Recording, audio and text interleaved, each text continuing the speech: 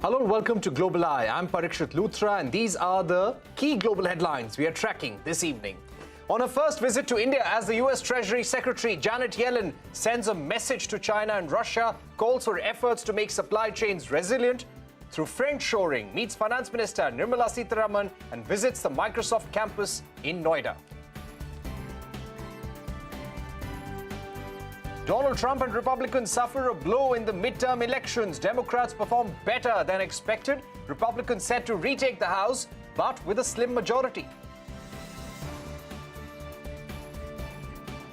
Ukrainian flags fly in Kherson after Russia claims it has completely retreated from the region, says it made the difficult decision to withdraw as Ukrainian troops continued to advance, but maintains the city is still part of Russia.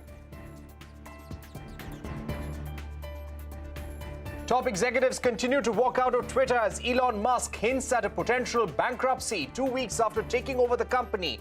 Fake Twitter accounts flock to get a blue check, creating chaos for several companies, brands and individuals.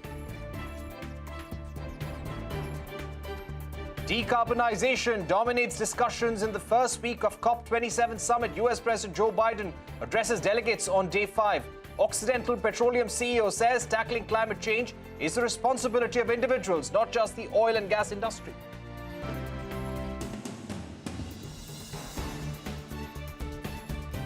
It's been a hectic diplomatic week. Negotiations are on at COP27 in Egypt on climate financing and more ambitious targets on reducing fossil fuel consumption. The big warning for world leaders is this: global CO2 emissions are set to increase 1% in 2022 to a record 37.5 billion tons.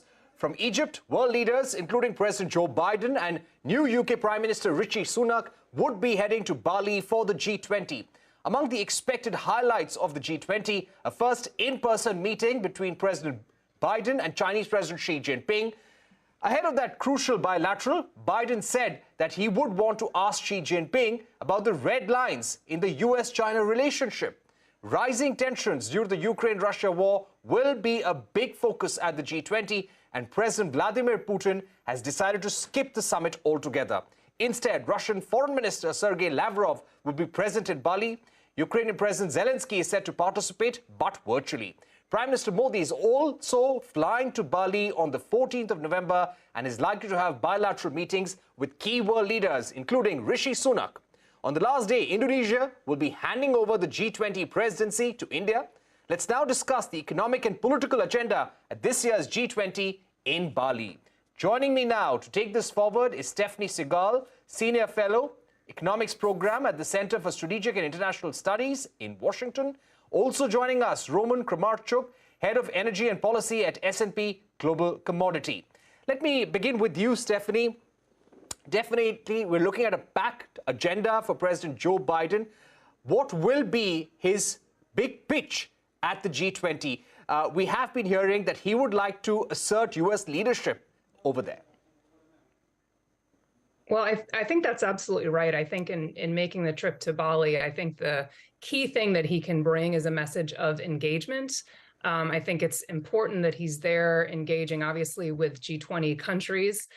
You mentioned earlier in the broadcast the meeting that'll take place between President Biden and President Xi, demonstrating that fora such as the G20 are actually opportunities to put, as one advisor to Biden has said, put a floor on that relationship. And I think you need to put a floor on the tensions in order to make progress on some of the biggest challenges the world faces, and principal among them climate, which you also referenced. So I think it's also significant that he's headed there, just recently leaving COP27, and will have climate certainly on top of brain, as I think most leaders will. Right.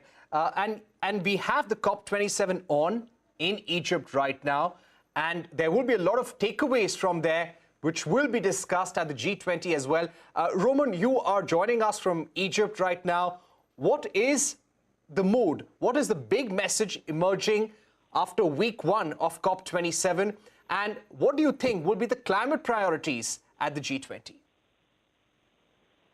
I think it's been a very interesting week. I think there are things that we have never heard before spoken actively. Part of that is the idea of loss and damage, which is the idea that the countries that have been responsible for the climate problem until now should be willing to and able to compensate those that are feeling the impact. That's one big thing. Another thing is that's going to be very relevant for the G20 is finance. Interesting that discussions about reforming the multilateral financial institutions have been on the table here. This is something that can carry over into the G20 as well. It's really the story, the interesting thread between COP and the G20. One of the themes of one of the three main pillars of the G20 is going to be sustainable energy transition. And that can't happen unless there are flows of money that actually can decarbonize the sectors where they are growing the fastest. And that really is in the developing world, that's in Africa, that's in South Asia.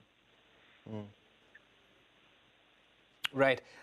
Stephanie, if I can come to you. Today, Janet Yellen was in Delhi and she made a pitch to India about friendshoring, about the need for friendly allies to come together to counter countries like Russia, which are weaponizing trade, weaponizing energy, and also stop over-reliance on China. Do you think that's a priority message that Biden will take to the G20 as well?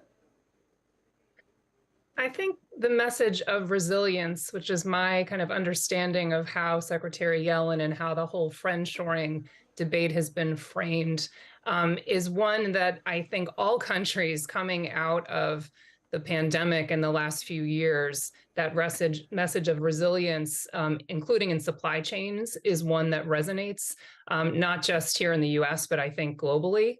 I would doubt very much that is going to be the priority for President Biden at the G20 or for Indonesia as this year's president. I think the focus there will be looking at how all G20 countries can actually contribute to solving some of the biggest challenges. And I don't think supply chain security will necessarily be a focus in G20 discussions, but certainly in the bilateral discussions.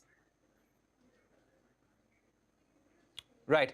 Roman, coming to you about the energy crisis that we are looking at right now, do you think the price cap on Russian oil that has been proposed by the European Union, by the United States, it has not been finalized so far, do you think there will be pressure to somehow come to an agreement on that at the G20 and also put more economic pressure on Russia? I mean, if you look at who makes up the G20, there are countries like China, there are countries like India and South Africa that didn't even vote to condemn the Russian invasion in the UN votes. I think it's going to be nearly impossible for the G20 as a group, if they can't agree on such basic premises, to be taking strong steps on elements like the price cap. So the question is, what is it that we may see, and what can people agree? Well, what can the G20 agree on? It could be around dealing with the consequences of that energy crisis. So it could be around, for example, supporting the grain deal and looking to make sure that there is clarity on that. The other types of issues that could be agreed upon are, for example, around usage of nuclear weapons. These are the types of things that the G20 as an entire organization can probably agree on. From our perspective, the ability to agree on something as specific and as targeted as the price cap, when you have key members of the G20 that would not be actively supportive of that, is not something that we see coming out of this sort of agreement. So I think that the interesting thing also is, yes. Right. Stephanie, coming back to President Biden's economic agenda, what are his priorities going to be when he meets world leaders, according to you? Well, I agree very much with Roman's point that the focus will be on issues and areas where there can be kind of common objectives and agreement. I think responding to the food and fuel crisis is certainly an area where there'll be focus. I think on the grain deal you'd mentioned, I think that's an area, in addition, looking at what some of the multilateral institutions have done in the very near term to respond to the crisis. The IMF has created a new facility specifically to respond to food price shocks. And you'd also mentioned kind of looking at what else the multilateral institutions can do and evolving those multilateral institutions. So I think those will be areas where there is kind of mutual interest among the participants there. One other issue that I expect Biden will push is on debt. This is an issue that has been covered in the past in the G20, but there's been a real lack of progress and an increase in the number of countries that are facing debt distress. So I think there will be an effort to see how the G20 can be used to move that debt issue and debt agenda forward. And it's going to be difficult, but I think the more countries that are in need of relief and assistance, the more energy there will be behind trying to find some solution on these debt overhang issues. All right, I'll take final questions now with both our guests. Roman, beginning with you, India assumes the presidency of G20 from the 1st of December. What will be the expectation from India when it comes to taking the global economic agenda forward? I can start with that coming off of, I think when we did a list of the 7 key things to look out for in this COP, what will India do and what will India's position be was among the top 7. India is in a very unique position, both geopolitically, but also in terms of the energy transition, in terms of coal use, in terms of the ability to drive renewables and interest in renewables. I think their position here is going to carry over. It's the point I made earlier that actually finances and the access to finance, the access to developed world contributions to resilience, mitigation, and adaptation, all these things are going to be carried through very specifically at COP, but they're going to be addressed in the G20. And when India is going to have that opportunity, it's certainly there's going to be an energy transition and energy resilience element to things that are going to be critical. I think, you mentioned supply chains earlier, then this is kind of where we see a bit of a fragmentation, but the U.S.'s big Inflation Reduction Act in some ways is reshaping how these relationships will play out. And I think India will have to also deal with the fact that the U.S. will be looking to create that friendshoring. It will be less of a fully multilateral organization because the U.S. is seeking to create those specific supply chains and do industrial policy that way. So I think India has the opportunity to clearly lead on things like energy transition and investment, but they also will face challenges with the U.S.'s Inflation Reduction Act. Right. Stephanie, one quick question to you. If you had to define one key opportunity for India to make a difference to the global economy during its G20 presidency, what would that be? Well, I think the prioritization of climate, as we've been discussing, and that consists kind of 2 big pieces, one on the national commitment side and specific and concrete plans for emissions reductions using the G20 to ensure that all G20 countries are in fact making those plans and that they're ambitious. And then the second piece, which Roman also mentioned, is how do we actually get there? And that requires mobilizing trillions of dollars in finance. So Indian leadership on how you do that, both working through the multilateral institutions and mobilizing private capital. I think those are going to be areas that India can work on this year and will be essential for G20 years to come. All right. Thank you very much, Stephanie and Roman, for joining us, putting the G20 in Bali in perspective for our viewers. We're going to take a short break, but when we return, we take a deep dive into the U.S. midterm polls and how they will impact President Joe Biden's presidency. A special discussion with the former Indian ambassador to the United States, Arun Singh, when we're back.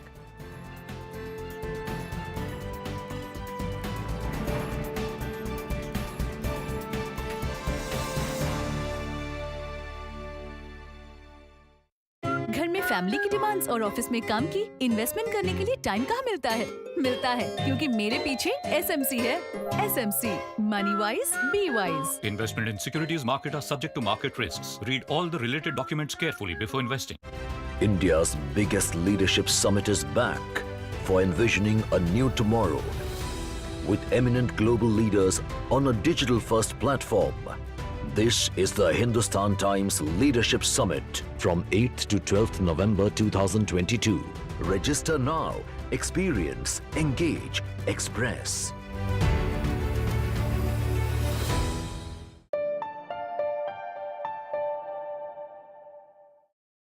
इतनी सी salary में घर की EMI कैसे भरूंगी? सोच रही हूँ घर बेच दूँ। काश तुमने जाने से पहले टर्म लाइफ इंश्योरेंस लिया होता। PolicyBazaar.com पे 1 करोड़ का टर्म लाइफ इंश्योरेंस सिर्फ 430 रुपए महीने से शुरू। Industry stalwarts discuss the gravitas of artificial intelligence in our day-to-day life and the impact it will create in the future. Watch the IIM Amritsar presents Vyakriti, the IT and Analytics Conclave at this time on CNBC TV 18. The last hour. Anything can happen between the bells. But what happens during the last hour is what matters the most.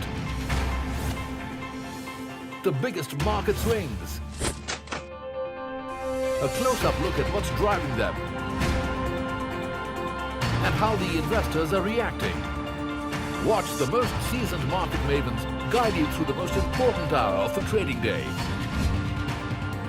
NSE Closing Bell. At these times, only on CNBC TV 18 and CNBCTV18.com. Powered by LIC. हर पल आपके साथ.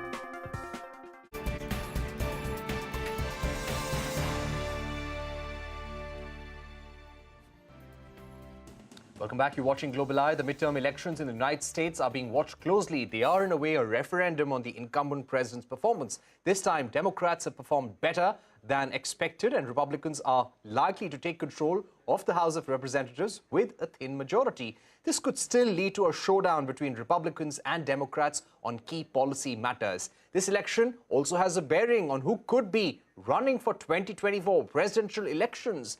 Biden has said he intends to run for re-election. Donald Trump has also hinted at a potential candidature for 2024. We're now joined by Arun Singh, former Indian ambassador to the United States. Ambassador Singh, thank you for joining us. The Democrats have performed better than expected. Will there be greater scrutiny of Joe Biden's policy agenda in the remaining part of his term still? There's bound to be greater scrutiny because according to the present trends, although final results are still awaited, although the Republicans have done not as well as was predicted earlier or as had come out from the polling data, they are still likely to get the majority in the House of Representatives. Although in the Senate, it seems that the Democrat may be able to keep their majority.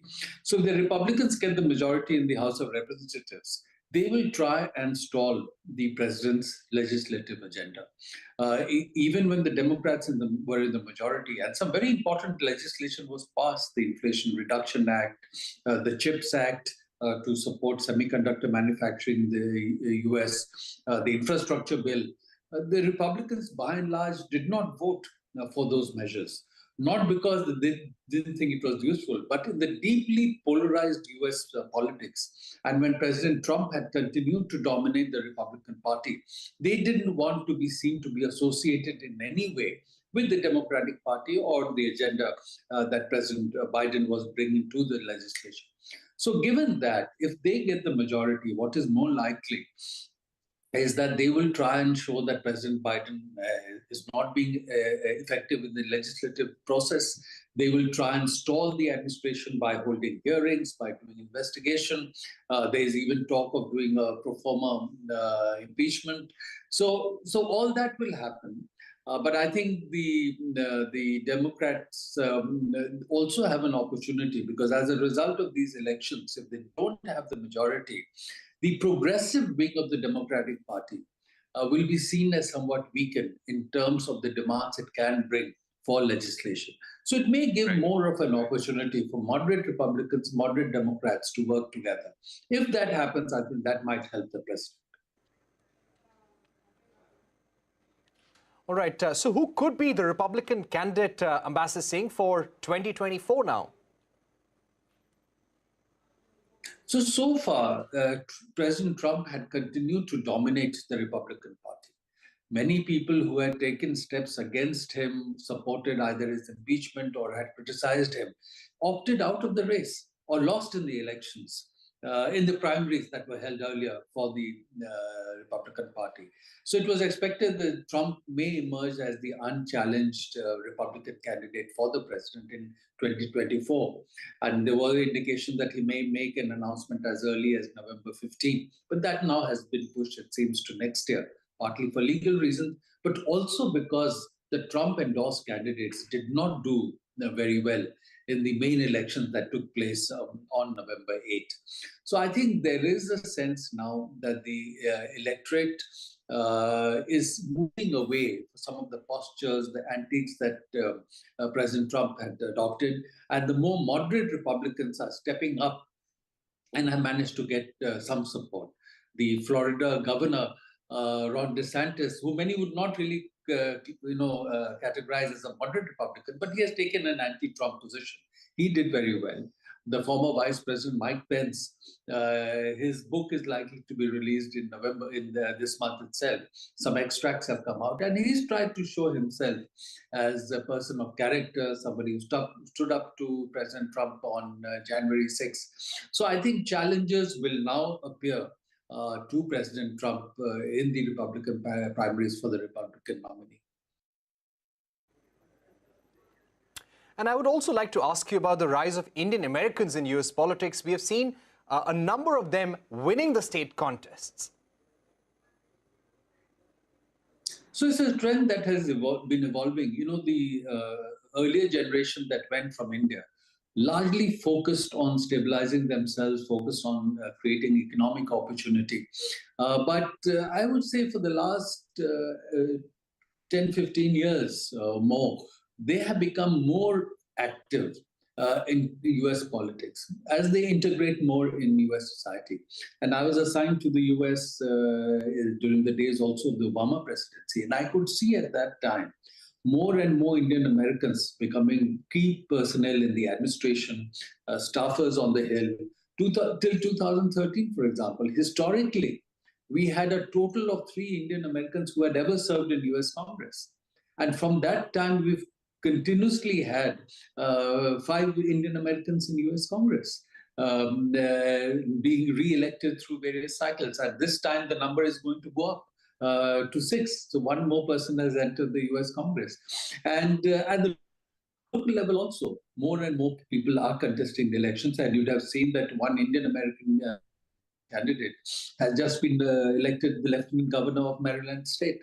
So they are certainly taking key positions. But then, you know, if you look at the economy and technology sector, many of the CEOs of leading US companies are persons of Indian origin.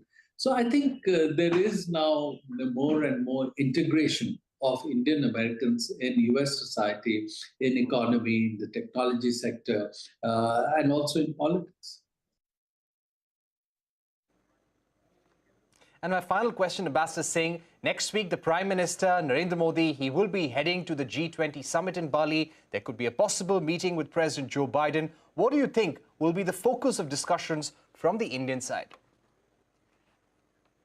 One is to keep taking the bilateral relationship forward in different areas. You may have seen that when President Biden and Prime Minister Modi had met in May in Tokyo on the margins of the Quad Summit then, they had issued a joint statement, a bilateral joint statement also, where there was a specific provision for the two setting up a structure between their national security councils to start a process of cooperation on critical and emerging technologies. And that's something that will create new areas of cooperation, you know, artificial intelligence, quantum, 6G, cyber, space, semiconductors. So that will certainly be one area.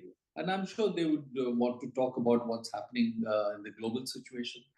There's so much flux in terms of great power competition between US and China, US and Russia.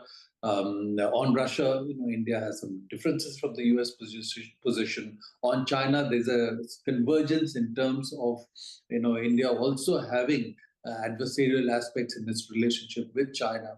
And of course, they would also look at the global economic situation because G20, as you know, focuses largely on the economy, the financial situation.